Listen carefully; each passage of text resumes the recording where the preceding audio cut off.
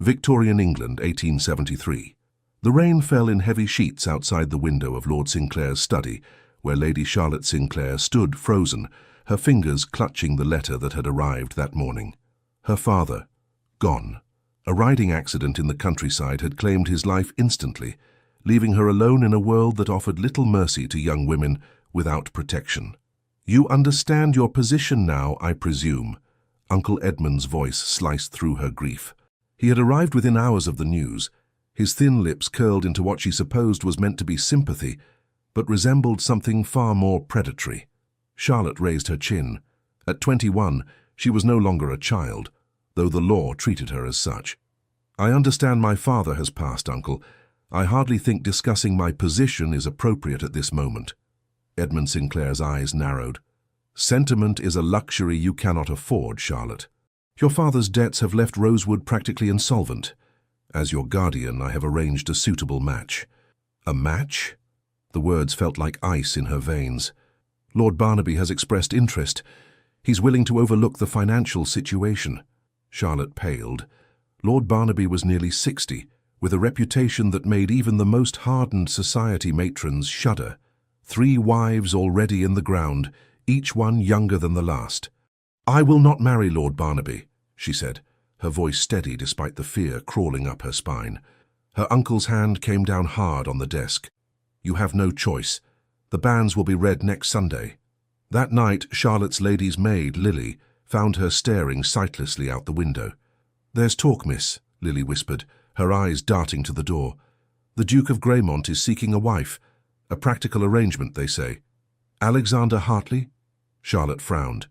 The name conjured images of a remote figure, seldom seen in society since the mysterious death of his young wife 5 years prior. "What does that matter to me? He's powerful enough to stand against your uncle, miss. And they say he wants no love, no expectations, just a proper duchess to manage his household while he attends to his business affairs. A marriage in name only." Charlotte turned from the window. Hope, dangerous and fragile, flickered to life. 2 days later, Charlotte sat in the austere drawing-room of Hartley House in London, her back straight as a poker, as she faced the Duke of Greymont. Alexander Hartley was not what she had expected. Tall and broad-shouldered, with dark hair that fell across his forehead in an unruly manner that suggested he cared little for fashion. But it was his eyes that arrested her, deep blue, like the sea before a storm, and utterly, completely empty. "You understand what I'm offering, Lady Charlotte?" His voice was deep, cool, like water running over stone. "A business arrangement," she replied. "Protection from my uncle's schemes in exchange for my fulfilling the role of Duchess." Something flickered across his face, surprise perhaps at her directness. "I have no interest in romance," he continued. "My first marriage cured me of such notions. What I need is a capable woman to manage my household and occasionally appear at my side for necessary social functions.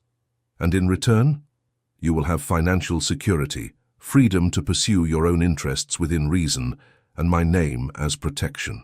He paused. "We would, of course, maintain separate quarters."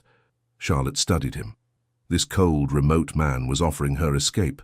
Not love, not passion, but safety. After the terror of Uncle Edmund's plans, it felt like salvation. "I accept, Your Grace."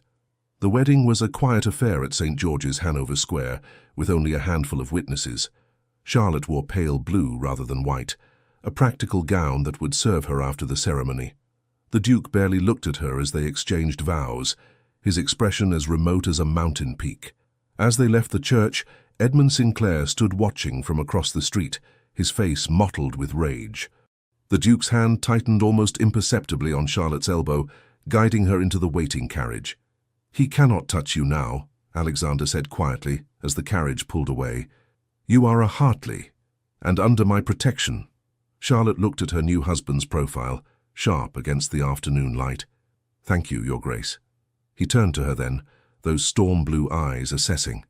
"Alexander, in private at least, we should use our given names." "Alexander," she repeated, testing the sound of it on her tongue. They arrived at Hartley House as dusk fell. The staff lined up to greet their new Duchess, faces curious but polite. The housekeeper, Mrs. Wilson, curtsied deeply. "Welcome, Your Grace. Your rooms have been prepared." Charlotte nodded, feeling the weight of her new title settling on her shoulders like an unfamiliar cloak. "There will be a small dinner in an hour," Alexander said.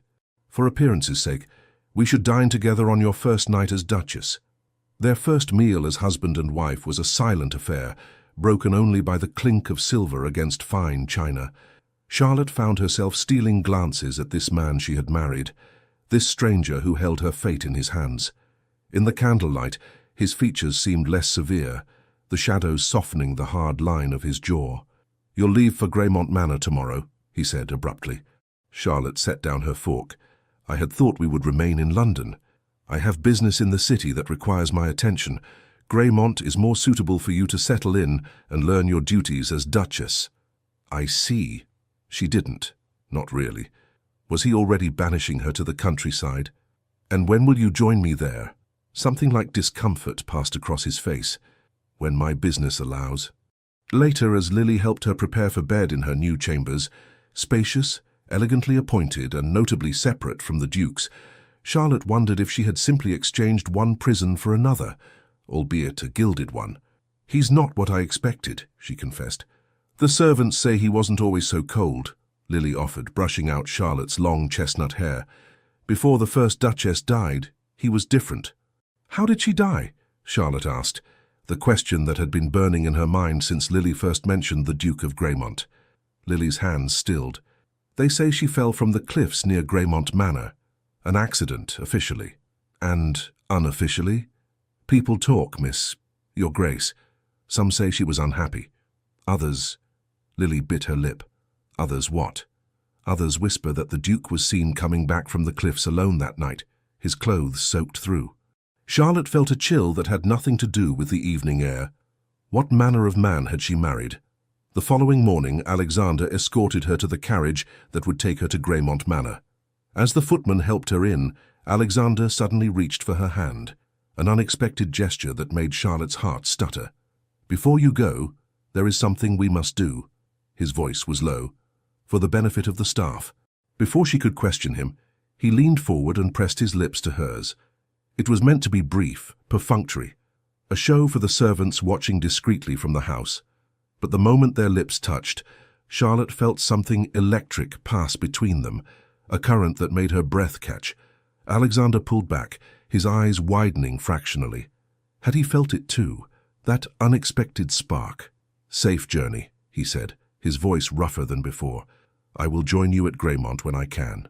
As the carriage pulled away, Charlotte touched her fingers to her lips, still tingling from the kiss that was supposed to be mere duty, but had felt disturbingly like confession.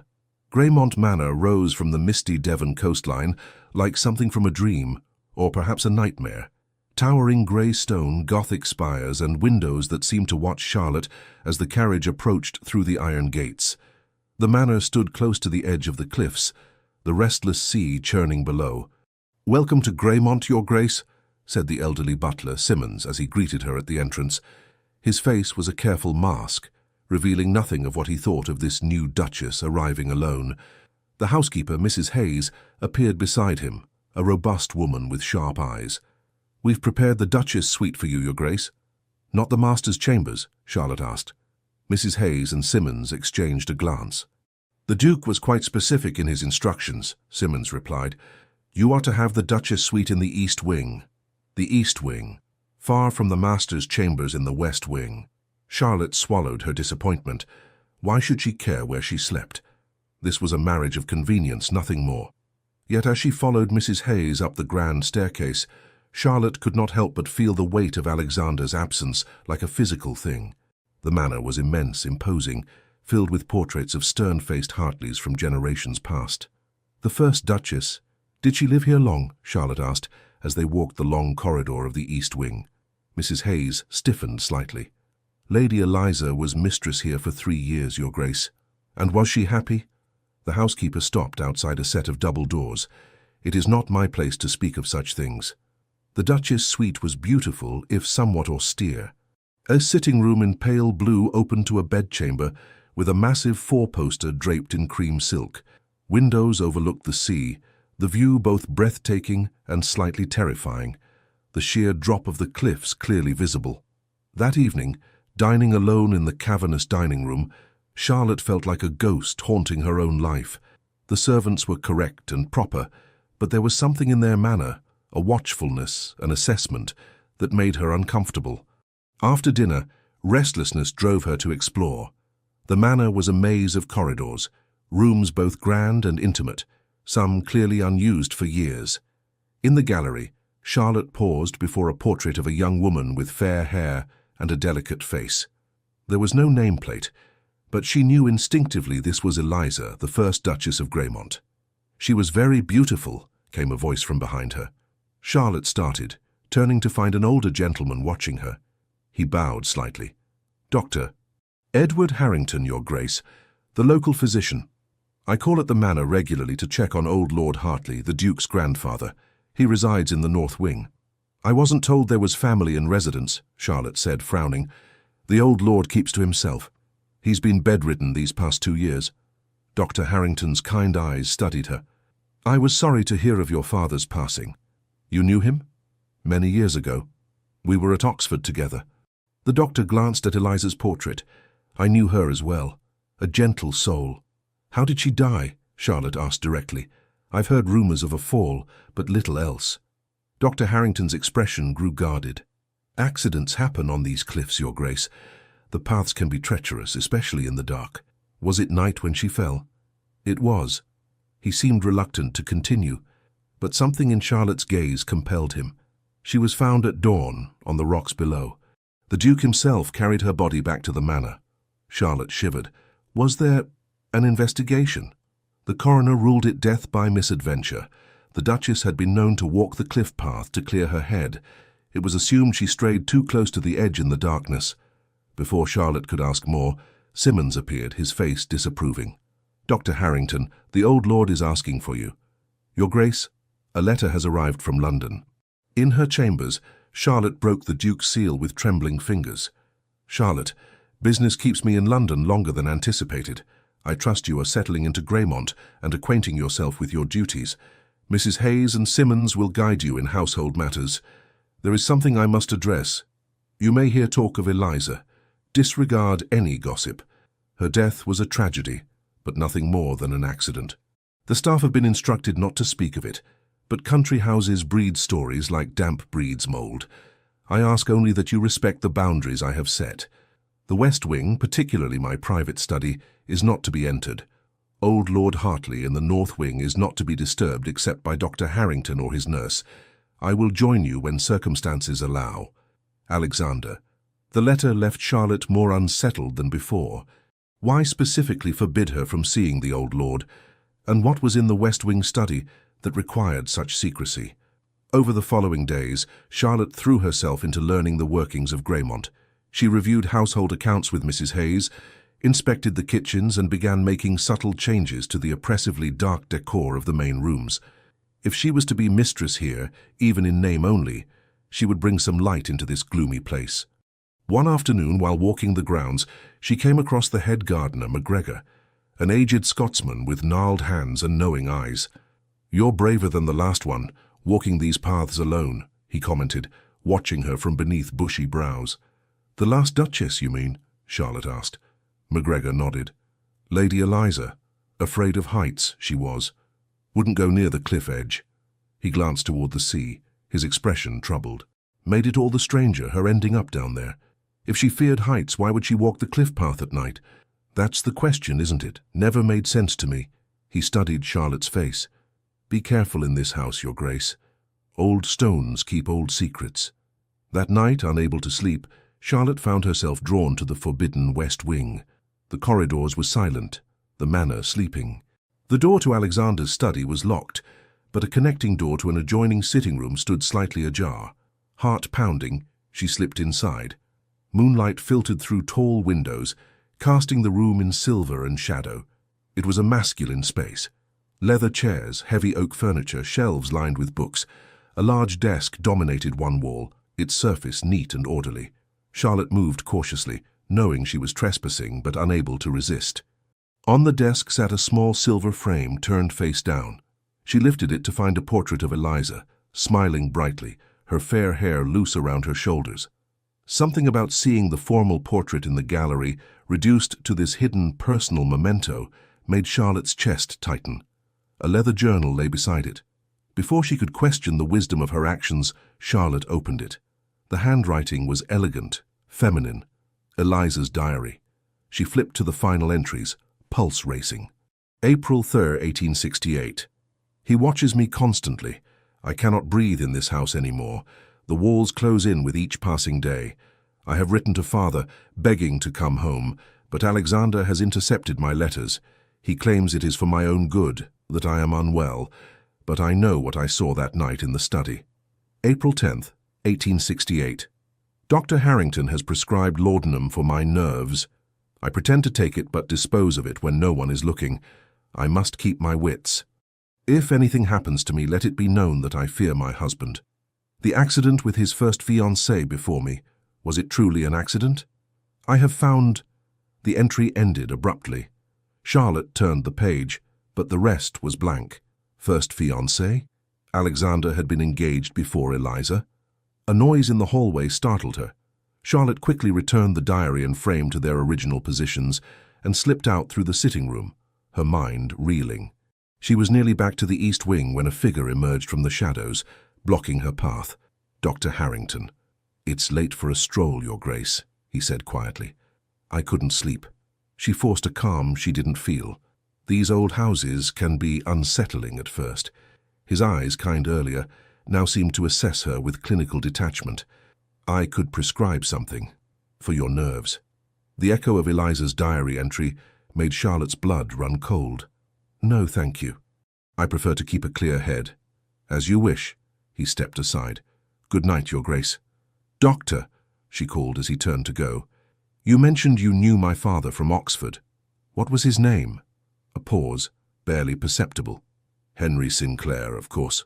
"My father's name was William," Charlotte said softly. "He attended Cambridge, not Oxford." In the dim light, she saw Harrington's expression harden. "A simple mistake. Good night, Your Grace." Back in her chambers, Charlotte locked the door and pushed a chair against it for good measure. Sleep eluded her entirely. The next morning brought unexpected news. The Duke would arrive that afternoon. Charlotte spent the day in a state of nervous anticipation, unsure whether to confront him with what she had discovered or to bide her time and gather more information. Alexander arrived as the afternoon shadows lengthened.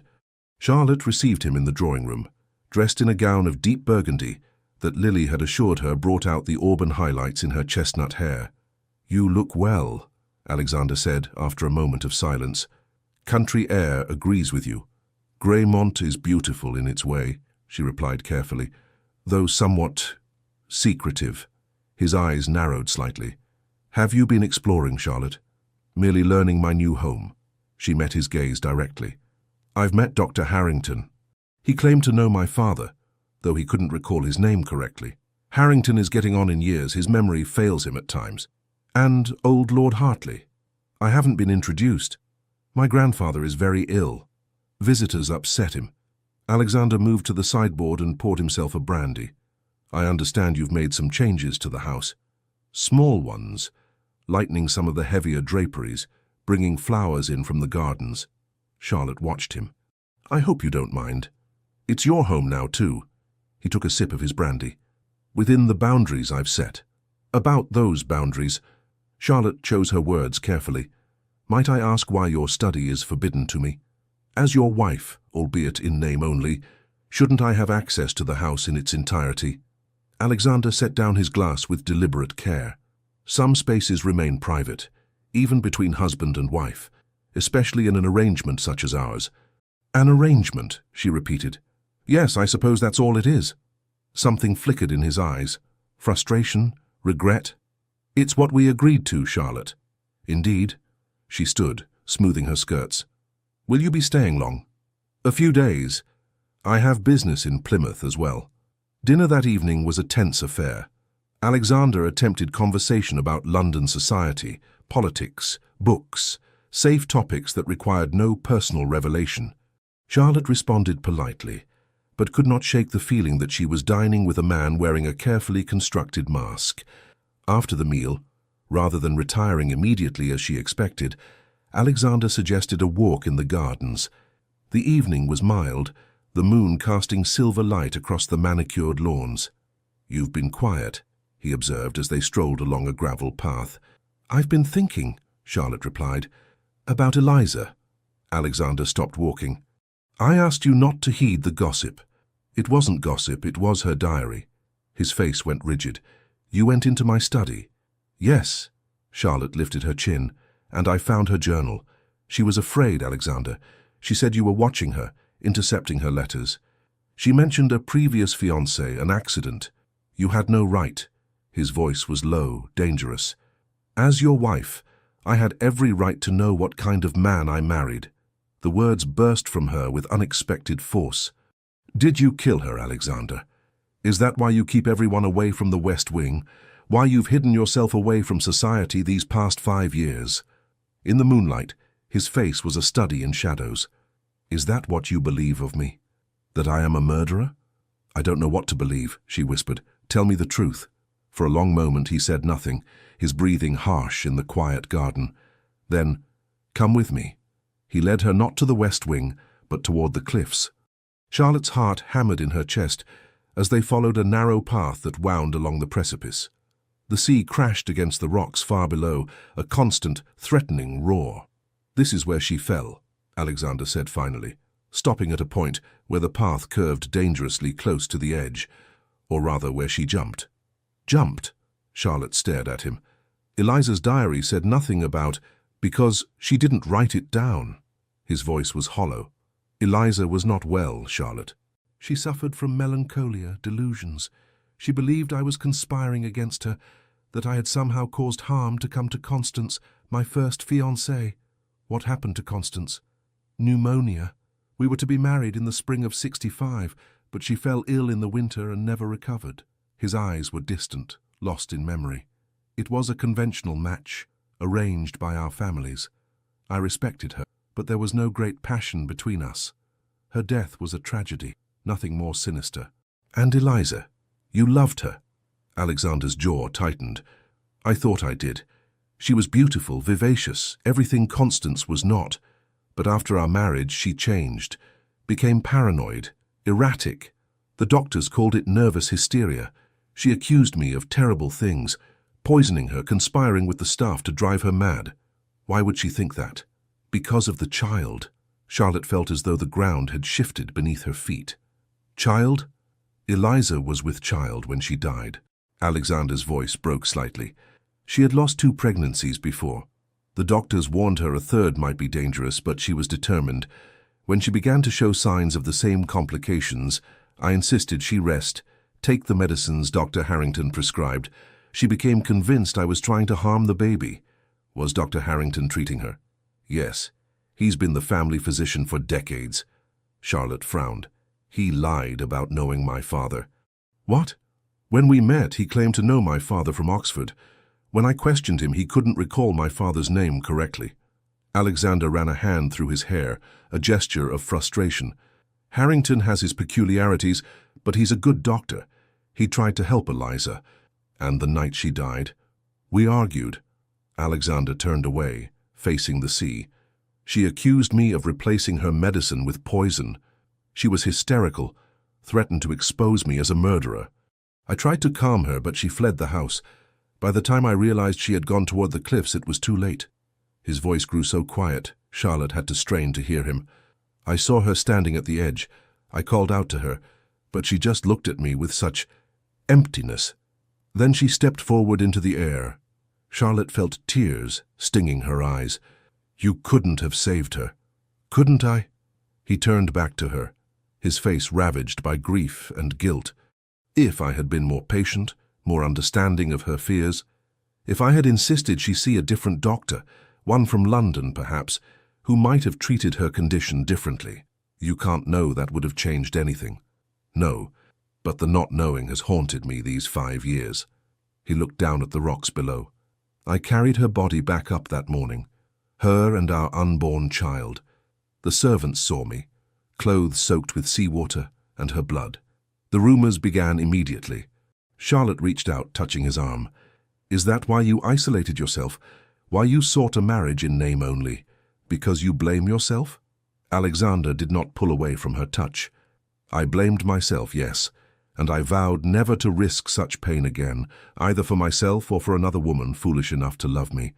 But our arrangement, it protects me too, Charlotte said softly. You've given me safety, security. Yes? His eyes, when they met hers, held a strange mix of emotions. That was my intention.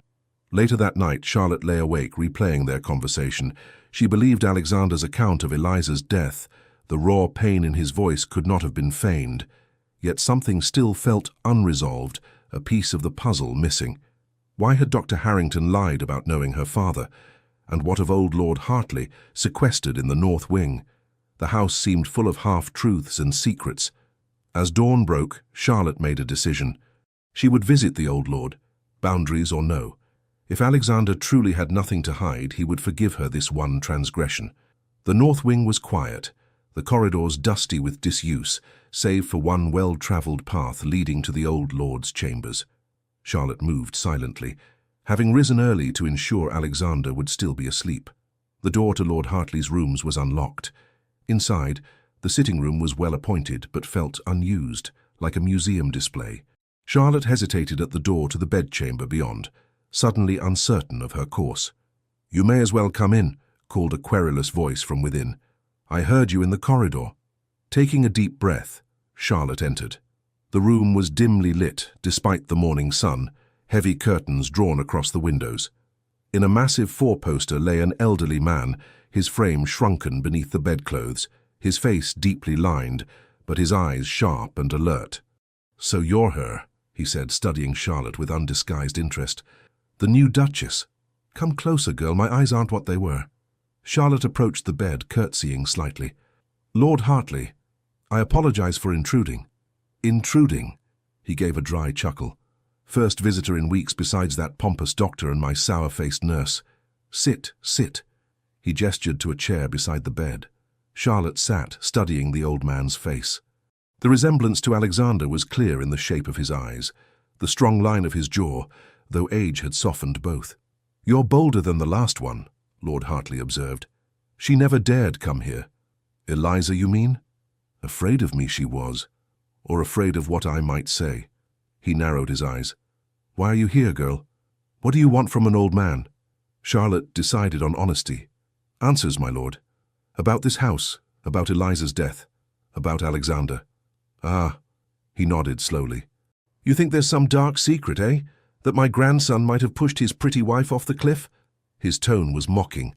"Alexander couldn't harm a fly, too soft by half.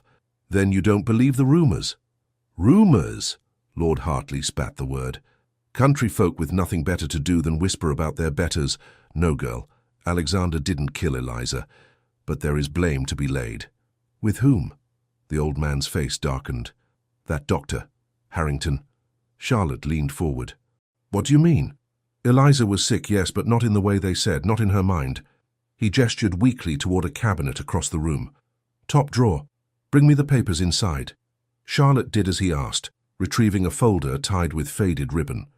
Lord Hartley's gnarled fingers fumbled with the knot, before finally opening it to reveal several letters and what appeared to be medical notes. "I've kept these hidden," he said.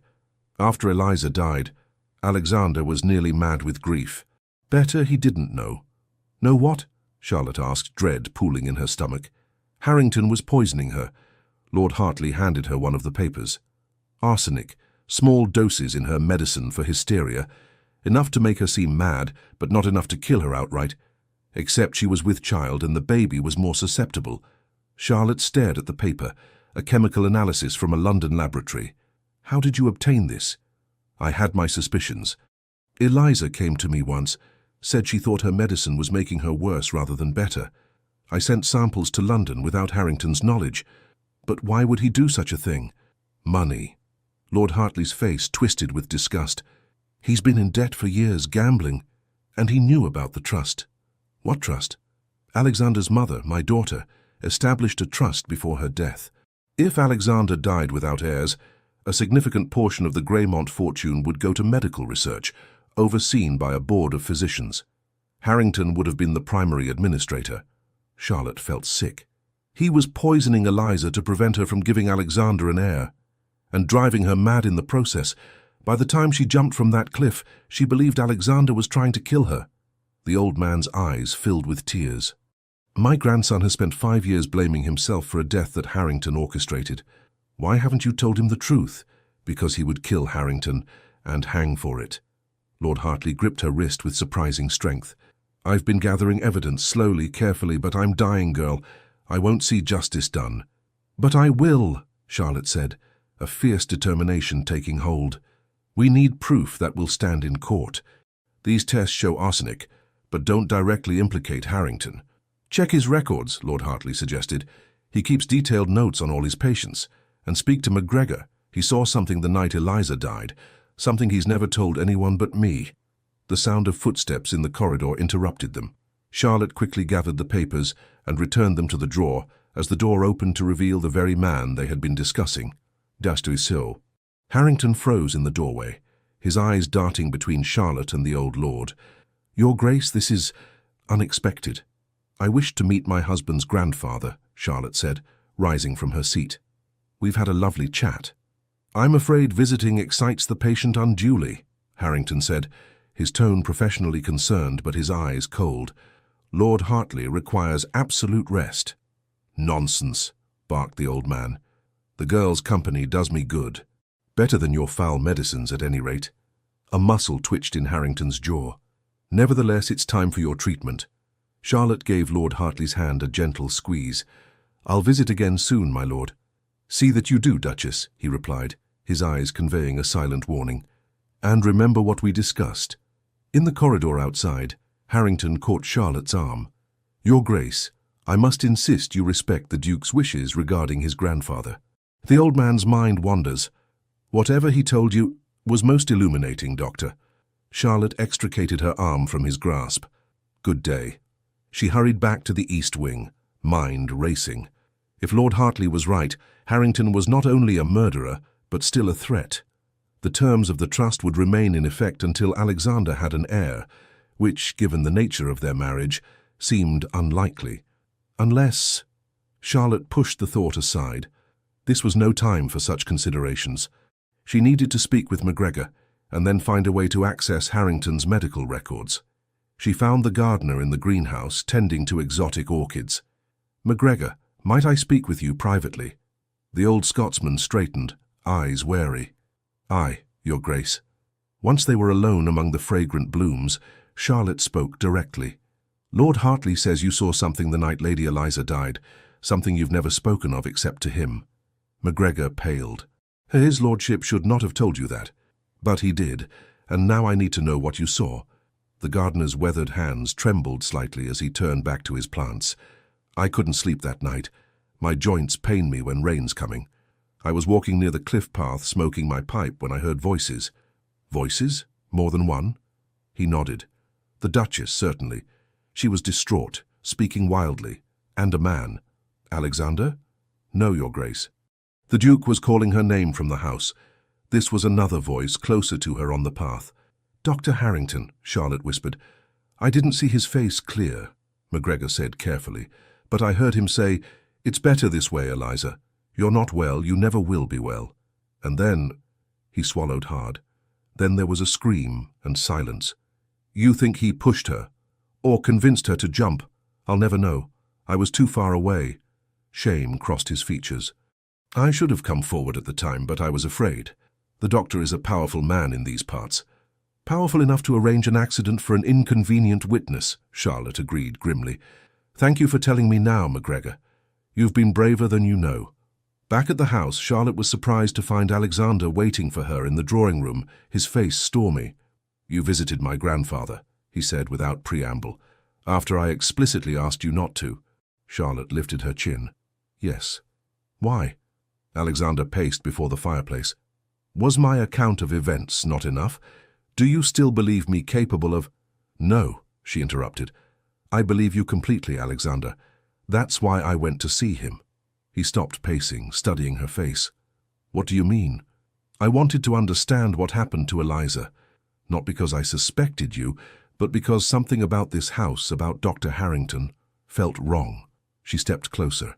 Your grandfather had much to say on the matter. Carefully, Charlotte related everything Lord Hartley had told her about the arsenic, the trust, Harrington's debts. With each word, Alexander's expression grew darker, a muscle working in his jaw. MacGregor confirmed it, she finished. He was near the cliffs that night. He heard Harrington with Eliza before she fell. Alexander turned away abruptly, his hands clenched into fists.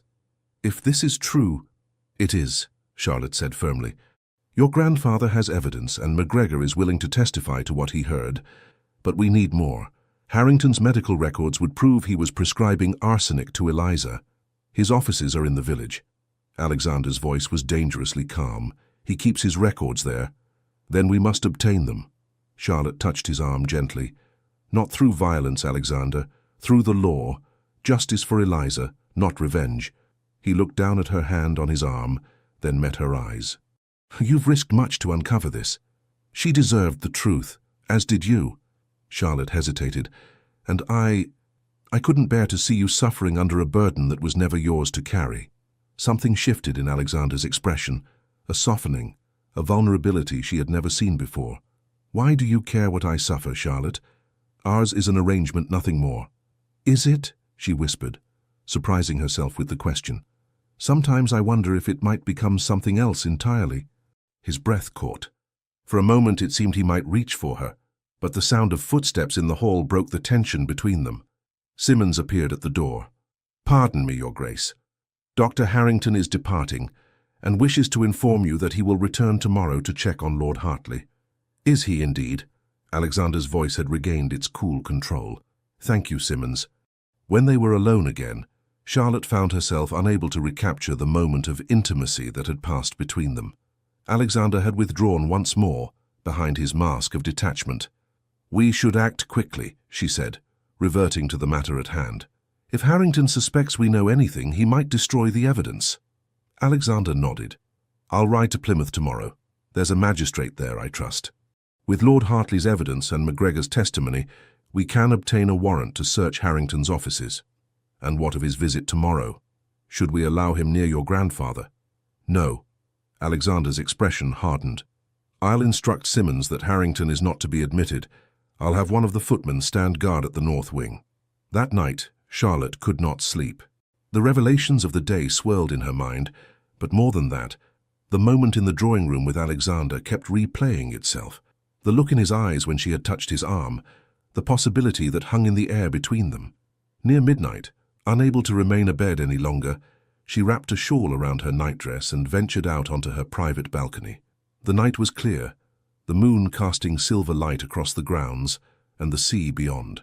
The wind carried the scent of salt and wild roses, a strangely comforting combination. You should be sleeping, came Alexander's voice from below. Charlotte started, peering down to see him standing in the garden. As should you. I find sleep elusive these days. He looked up at her, his face partially shadowed. May I join you? Or would that be improper? A smile tugged at her lips. I think we're well past concerns of propriety, don't you? There's a door from the garden to the east wing staircase. Minutes later, he appeared at her sitting-room door, still fully dressed despite the hour. Charlotte was suddenly acutely aware of her state, hair loose down her back, feet bare beneath her nightdress and robe. Perhaps this was unwise, Alexander said, hesitating at the threshold. Perhaps, she agreed, but I find I don't care. He entered, closing the door quietly behind him. For a long moment, they simply looked at each other, the space between them charged with unspoken emotions. I've been thinking about what you said. Alexander finally broke the silence. About our arrangement possibly becoming something else. Charlotte's heart beat faster. And what conclusion did you reach?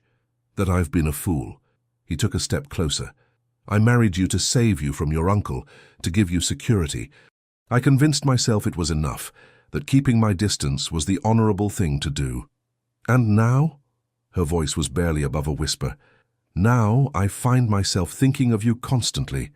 The way you've brought light back into this house, your courage in facing Harrington, in seeking the truth about Eliza. Another step closer. The way you looked at me in the drawing room today, as if you could see past all my walls. Charlotte felt as though she could scarcely breathe. Alexander, I told myself I would never risk loving someone again, he continued, now close enough that she could see the pulse beating in his throat. But I find that some risks cannot be avoided, no matter how carefully one plans. Are you saying... I'm saying that our marriage may have begun as an arrangement, Charlotte, but my feelings for you are becoming decidedly inconvenient. A small laugh escaped her, half joy, half disbelief. Inconvenient. Terrifying, he amended, the ghost of a smile touching his lips. Wonderful, overwhelming. I know the feeling, she admitted, gathering her courage. I've tried to remind myself that you wanted a wife in name only, but then you kissed me that day in London and nothing has felt the same since. Alexander's eyes darkened. That kiss has haunted me. I told myself it was for appearance's sake, but the truth is, I've wanted to kiss you again every day since. What's stopping you? Charlotte challenged softly. For an answer, he closed the distance between them, one hand coming up to cup her cheek with exquisite gentleness. When his lips met hers, it was nothing like their first brief kiss in London. This was slow, deliberate, a question and an answer all at once. Charlotte's arms wound around his neck as she rose on her toes to meet him more fully. The kiss deepened, years of Alexander's carefully maintained control giving way to something raw and honest. When they finally broke apart, both were breathing hard. I should go, he murmured, though he made no move to release her. This is hardly proper. Stay, Charlotte whispered. Not for... just stay. Talk with me. I feel as though I'm only now beginning to know the real Alexander Hartley. A vulnerability crossed his features that made her heart ache. Are you certain? I am. She took his hand and led him to the small sofa before the fireplace in her sitting room. Tell me about yourself. Not the Duke of Greymont, but the man. And so he did. They talked through the night, the barriers between them falling away hour by hour. Alexander spoke of his childhood at Greymont, of his parents' early deaths, of his grandfather's stern but loving guardianship. Charlotte told him of her own upbringing, of her mother's gentle influence, of her father's encouragement of her education and independence. He would have liked you, she said, her head now resting against Alexander's shoulder as dawn began to lighten the sky outside. My father, I mean. He always said I should marry a man who valued my mind as well as my face. I value everything about you, Alexander said, his fingers gently stroking through her hair. Your courage, your compassion, your stubborn determination to uncover the truth regardless of the consequences. Even when that determination leads me to disobey your direct instructions, she asked, a teasing note in her voice. He chuckled, the sound rumbling pleasantly against her ear. Especially then, though I reserve the right to be thoroughly irritated by it in the moment. Charlotte lifted her head to look at him. What happens now, Alexander? With us? His expression grew serious. That depends entirely on what you want, Charlotte. I married you offering security and independence. Those remain yours regardless of developments between us. And what do you want? A real marriage, he said simply. Not merely in name, but in every sense. I want to share my life with you if you'll have me. Joy bloomed in Charlotte's chest, bright and unexpected. I think I would like that very much. The kiss they shared then was tender, full of promise. When they parted, Alexander pressed his forehead to hers. I should go. You need rest, and I must prepare for my journey to Plymouth. Be careful, Charlotte said. Harrington is dangerous. I will return by nightfall, with the magistrate's warrant. He kissed her once more, then reluctantly rose. Lock your door after I leave, and don't venture out alone. Promise me. I promise. She walked him to the door, suddenly loath to see him go. Alexander, I think I may be falling in love with you. The smile that transformed his face was like sunrise breaking through clouds. What a fortunate coincidence, my dear, for I am quite certain I am already in love with you. After he left, Charlotte did as he asked, locking her door securely. Despite having been awake all night, she felt more alive than she had in months. She rang for Lily, deciding that she would rest later. For now, there was too much to do. So you're glowing this morning, Your Grace, Lily observed as she helped Charlotte dress.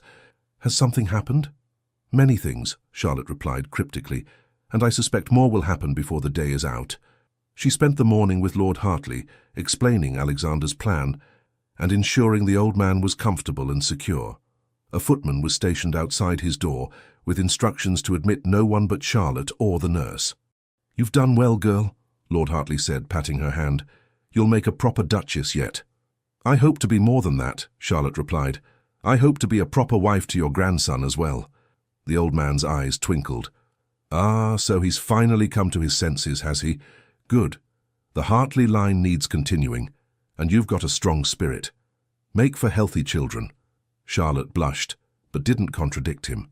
The thought of children with Alexander, creating a family together at Greymont, filled her with unexpected longing. Midday brought unwelcome news. Despite Alexander's instructions, Dr. Harrington had somehow gained entry to the house and was demanding to see Lord Hartley. "I refused him access to the north wing as ordered, Your Grace," Simmons reported, clearly distressed. "But he insists it's a medical emergency. He claims to have received a message that the old lord has taken a turn for the worse." "No such message was sent," Charlotte said firmly. "I've been with Lord Hartley all morning. He's as well as can be expected." "The doctor is most insistent, Your Grace. He's waiting in the library." "Then I shall speak with him myself." Charlotte squared her shoulders, drawing on every ounce of aristocratic bearing her father had instilled in her. "Have 2 footmen accompany me and remain in the room." Harrington was pacing the library when she entered, his normally composed demeanor showing cracks of agitation. He turned as Charlotte approached, offering a stiff bow. "Your Grace, I must insist on seeing Lord Hartley immediately. I have reason to believe he may have suffered an apoplectic fit." "How curious," Charlotte replied coolly. "I was with Lord Hartley not half an hour ago, and he was perfectly lucid. Who gave you this information, Doctor?" Harrington's eyes narrowed slightly. "A messenger brought word to my office." "How strange that this messenger didn't alert anyone else in the household, particularly as the Duke left specific instructions that you were not to be admitted during his absence." "Did he indeed?" Harrington's tone hardened. "May I ask why?" "I think you know why, Doctor." Charlotte held his gaze steadily. "Just as you know there was no messenger, no apoplectic fit. You came here hoping to silence Lord Hartley before he could share what he knows about Eliza's death." The colour drained from Harrington's face. "I don't know what the old man has been telling you, Your Grace, but his mind is failing. Whatever accusations are supported by evidence," Charlotte interrupted. "Chemical analysis of the medicines you prescribed for Eliza, McGregor's eyewitness account of what he heard on the cliff path that night, your own medical records, which I suspect contain detailed notes of your systematic poisoning." For a moment, Harrington seemed to deflate, his shoulders sagging. Then, with alarming swiftness, he pulled a small pistol from his coat pocket. "I had hoped to resolve this quietly," he said, his voice eerily calm. "A tragic relapse for the old lord, a grieving granddaughter-in-law overcome by the strain of it all, perhaps wandering too close to those treacherous cliffs herself." The footman moved forward, but Harrington waved the pistol at them. "Stay back or the Duchess dies where she stands." Charlotte's heart raced, but she kept her voice steady. "You won't escape, Harrington. Alexander has gone to Plymouth for a warrant. Even if you kill me, justice will find you. Perhaps, but I've nothing left to lose, have I?" A bitter smile twisted his features. 5 years I've waited. 5 years of watching that fortune sit unclaimed, while my creditors circle like vultures. And then he brings you here, young, fertile, a threat to everything. "The trust," Charlotte said, understanding. "You still hope to control the Greymont fortune if Alexander dies without an heir." "It should have been mine years ago." Harrington's composure cracked entirely. "Eliza was supposed to be barren. The arsenic should have ensured it. But somehow she conceived again. I couldn't let that child be born. So you drove her to madness, convinced her Alexander was trying to poison her." It was elegant, really. A gleam of twisted pride shone in his eyes. She did most of the work herself, growing more paranoid by the day. By the end, it took very little persuasion to lead her to those cliffs. "You're a monster," Charlotte whispered. "I am a man of science who has been denied his due." He gestured with the pistol toward the door. "Now we're going for a walk to the cliffs. Don't try to alert anyone or I'll shoot you here and claim self-defense." A duchess gone mad, just like her predecessor. Charlotte's mind raced. If she went with him to the cliffs, she would never return. Her only chance was to stall, to keep him talking until help might come. But who would come? Alexander was in Plymouth, the servants intimidated by the pistol. As Harrington forced her toward the door, A commotion in the hall distracted him momentarily.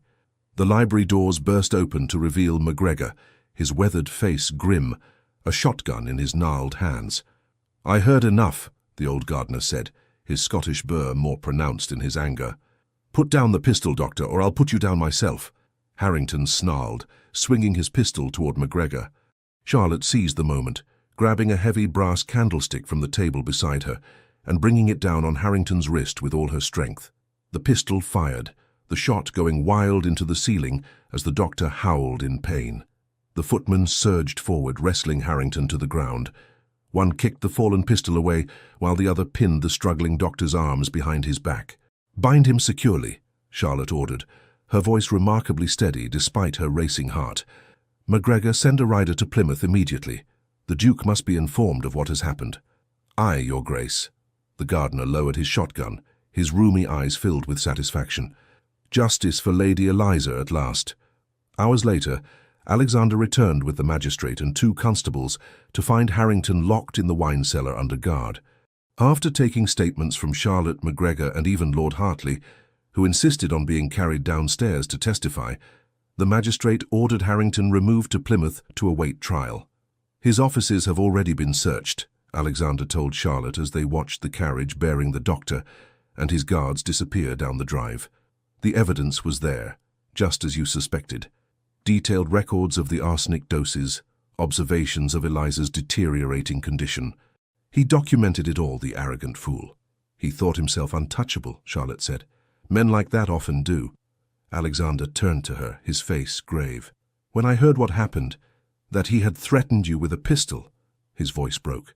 "If I had lost you—" "But you didn't," Charlotte said softly, taking his hand. "I'm here, Alexander. I'm safe." He pulled her into his arms then, holding her as though he might never let her go.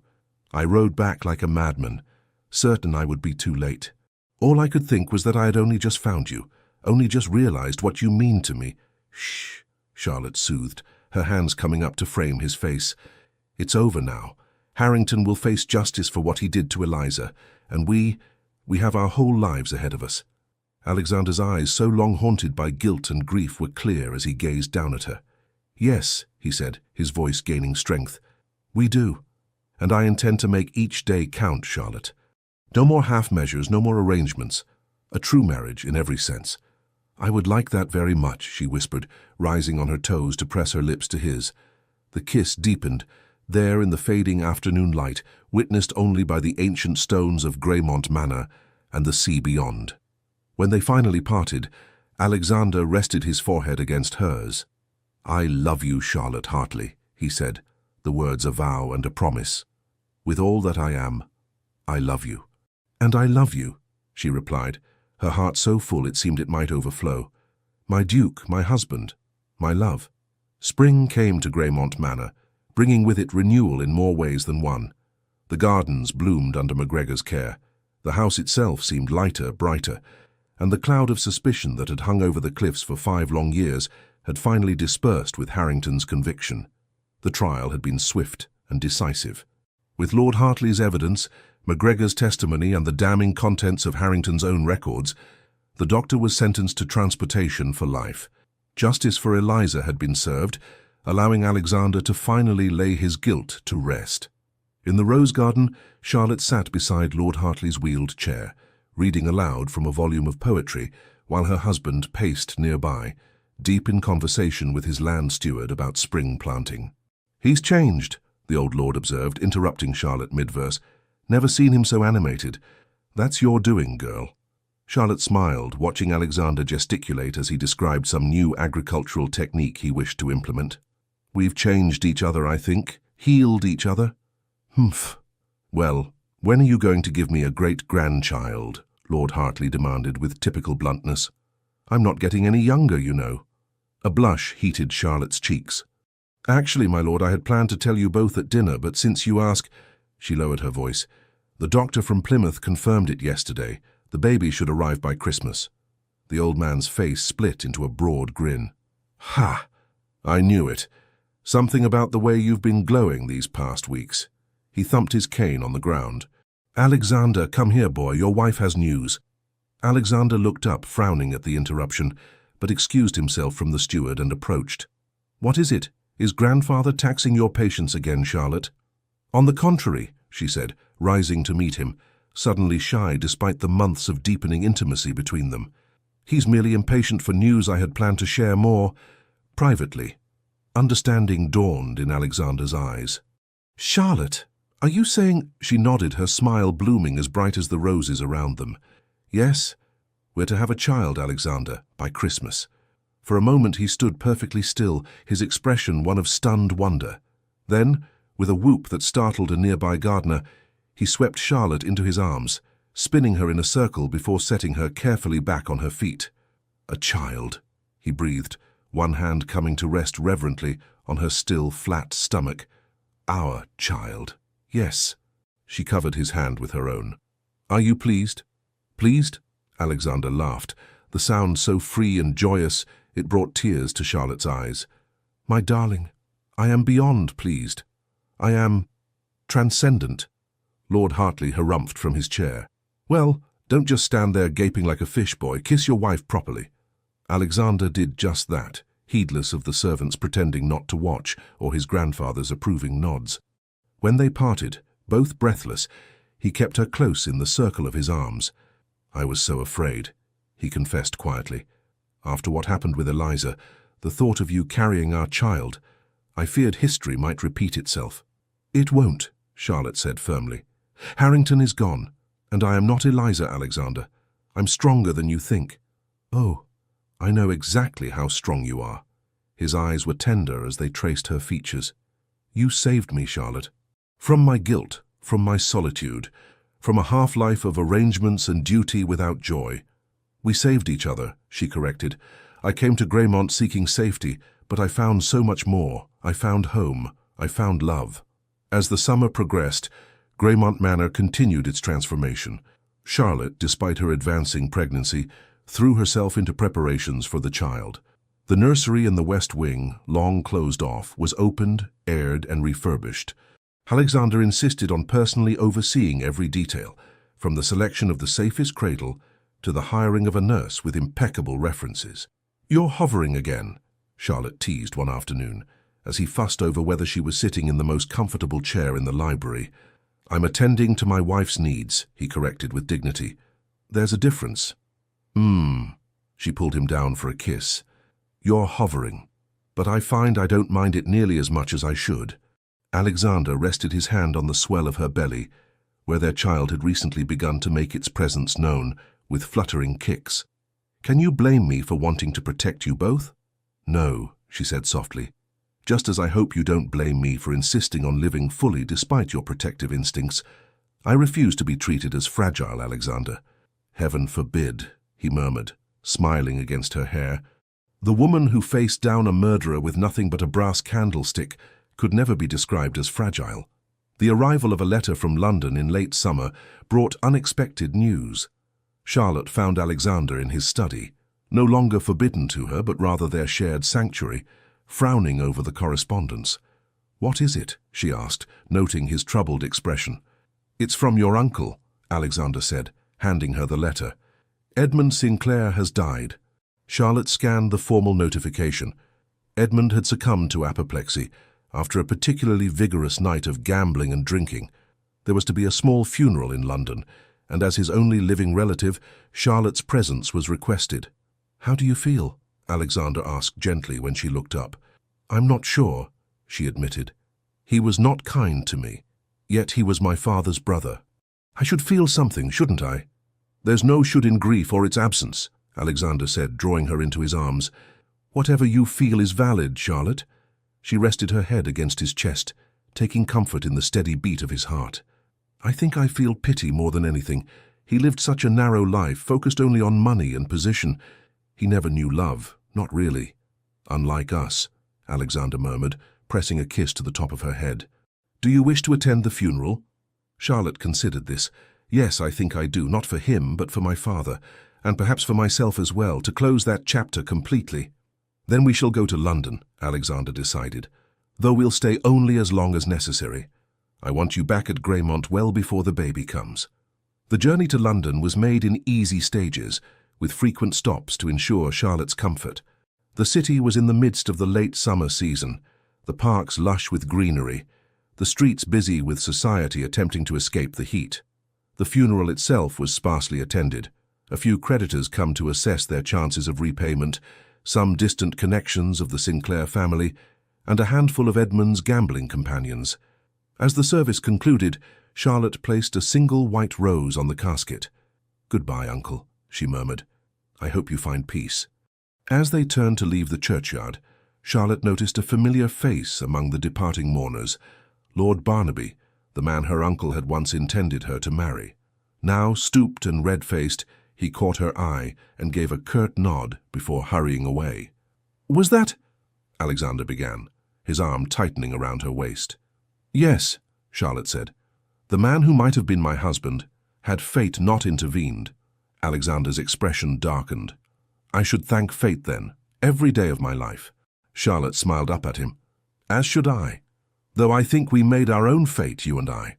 "Indeed we did," he agreed, his face softening as he looked at her, "and continue to do so."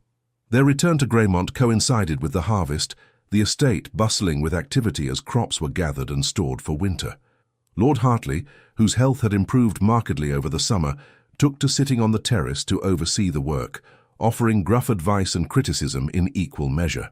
"He's like a different man," Alexander observed one evening as they watched the old lord holding court among the estate workers, regaling them with tales of harvests past. "I haven't seen him this engaged with life in years." "He has something to live for now," Charlotte said. "The promise of a future for Greymont, for the Hartley line." Alexander drew her against his side. "Speaking of which, have you given any thought to names for our child?" "I have," she admitted. "If it's a boy, I thought perhaps William after my father." "William Hartley," Alexander tested the name. "It has a noble ring to it. And if we have a daughter?" Charlotte hesitated. "I've been thinking, perhaps Eliza." Alexander stilled beside her. "Eliza?"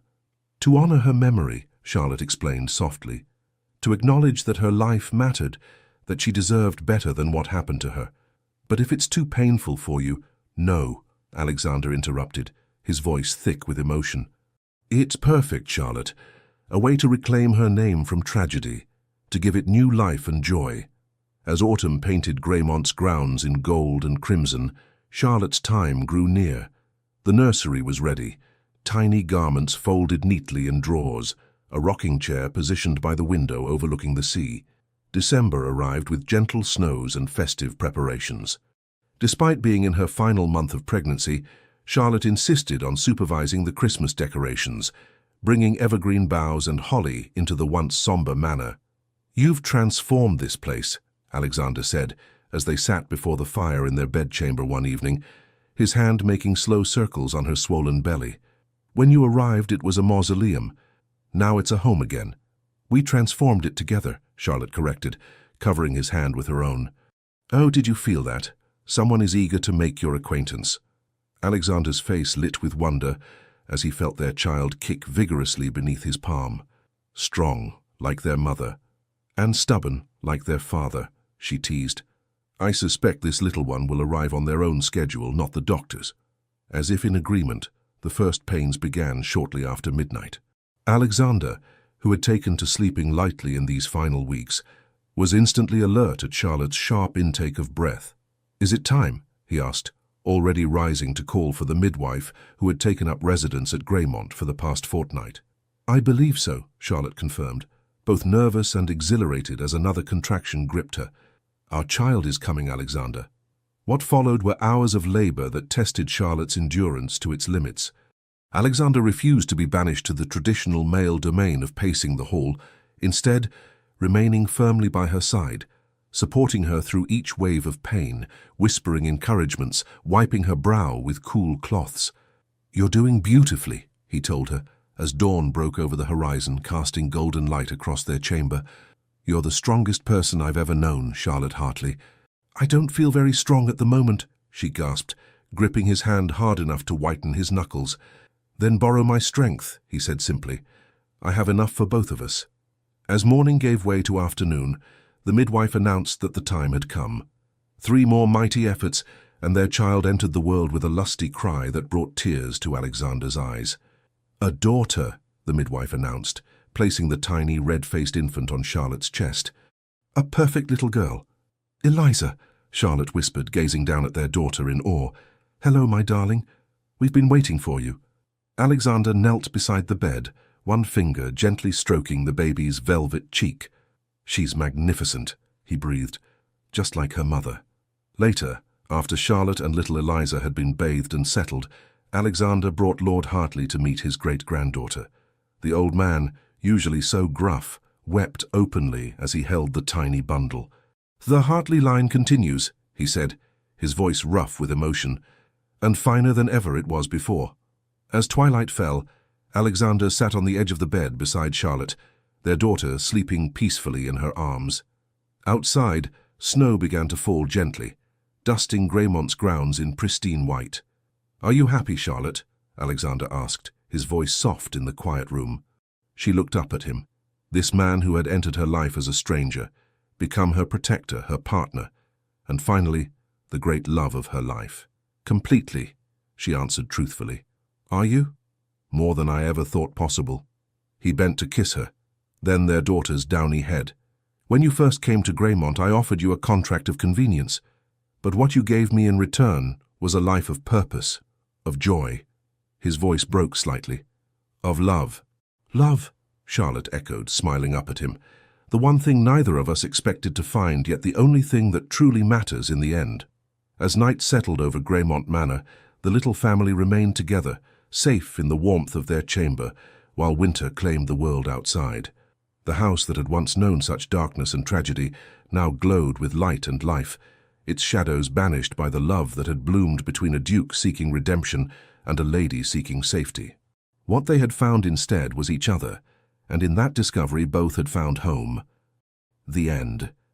Dear listener, some houses hold secrets, some hearts do too, but even the oldest walls can learn to echo with laughter again.